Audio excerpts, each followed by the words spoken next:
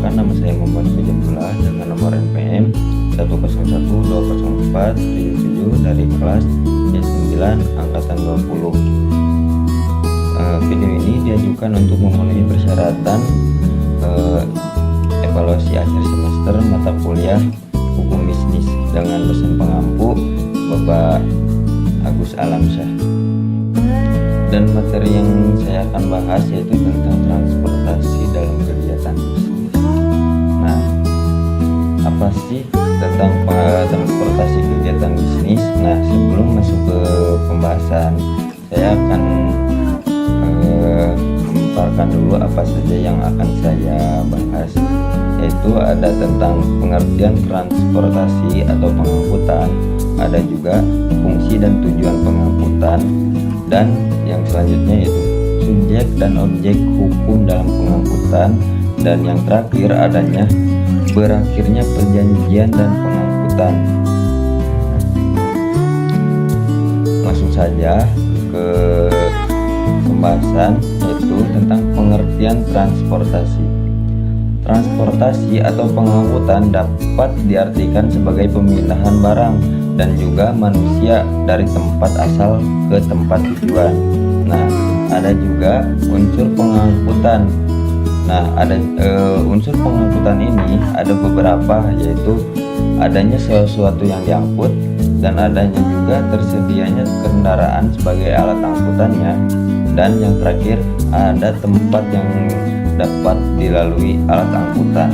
Nah, dalam pengertian ini tujuan dari transportasi yaitu untuk memindahkan manusia atau benda dari asal tempatnya ke tempat yang akan dituju. Nah, lanjut, yaitu ada fungsi dan tujuan pengangkutan. Fungsi dan tujuan pengangkutan ini ialah untuk memindahkan barang atau orang dari suatu tempat ke tempat lain dengan maksud untuk meningkatkan daya guna dan nilai. Thank you for watching this video until it is Ya, finished. fungsi dari memindahkan useful atau to you guys, fungsi please dari like and tujuan share this pengangkutan video. ini yaitu untuk memindahkan barang dari tempat tujuan ke tempat dari tempat asal ke tempat yang akan dituju untuk nilai guna. Nah, dan yang selanjutnya adanya subjek dan objek hukum dalam pengangkutan. Nah, subjek dan objek hukum dalam pengangkutan adanya beberapa pihak-pihak yang mengangkut. Yang pertama ada pengangkut adalah pihak yang menyelenggarakan untuk mengangkut barang dan penumpang. Nah, ada juga subjek dalam pengangkutan ini ada juga penumpangnya.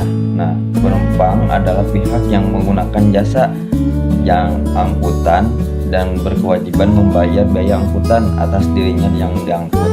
Nah, ada juga yang selanjutnya yaitu pengirim. Nah, pengirim adalah pihak yang digunakan untuk jasa angkutan yang berkewajiban membayar biaya angkutan atas barang yang diangkut. Nah, ada juga penerima. Nah, penerima adalah pihak yang memiliki hak untuk menerima barang yang dikirim kepadanya. Nah, ada juga yaitu sebagai ekspeditur. Nah, ekspeditor adalah pihak perantara yang menghubungkan antara pengirim dan pengangkut. Ekspeditur bertindak atas nama pengirim. Seperti contoh ada JNE, terus ada juga Ninja Express, atau ya banyaklah seperti untuk COD gitulah. Nah, ada juga yaitu agen perjalanan. Nah, yaitu pihak yang mencarikan penumpang bagi pengangkut dan bertindak untuk kepentingan pengangkut. Nah, seperti begitulah untuk subjek dan objek hukum dalam pengangkutan. Yang selanjutnya yaitu berakhirnya perjanjian pengangkutan. Nah, untuk mengetahui kapan dimana perjanjian pengangkutan berakhir, perlu dibedakan dua keadaan, yaitu ada keadaan di mana proses pengangkutan berjalan dengan lancar dan selamat, maka perbuatan yang dijanjikan ukuran berakhirnya perjanjian pengangkutan adalah pada penyerahan dan pembayaran biaya angkutan Thank you for yang di watching tempat this tujuan video yang until it is disepakati. finished. Nah, ada If juga yang useful kedua to you yaitu guys, tentang please like and share keadaan this di mana video. terjadinya peristiwa If yang you have any menimbulkan suggestions kerugian, for us, leave a maka message in the perbuatan comments yang field. dijanjikan ukuran Always berakhirnya support us by perjanjian clicking the pengangkutan subscribe button adalah because it means pada a lot saat to us. pemberesan kewajiban To the next membayarkan video. ganti See you. rugi atau ganti kerugiannya, begitu. Mungkin cukup sekian pemaparan materi yang saya jelaskan. Mohon maaf bila banyak kesalahan dan mohon maaf jika terlalu banyak uga-uga. Mungkin cukup sekian dari saya. Bila taufiq wal hidayah. Wassalamualaikum warahmatullahi wabarakatuh.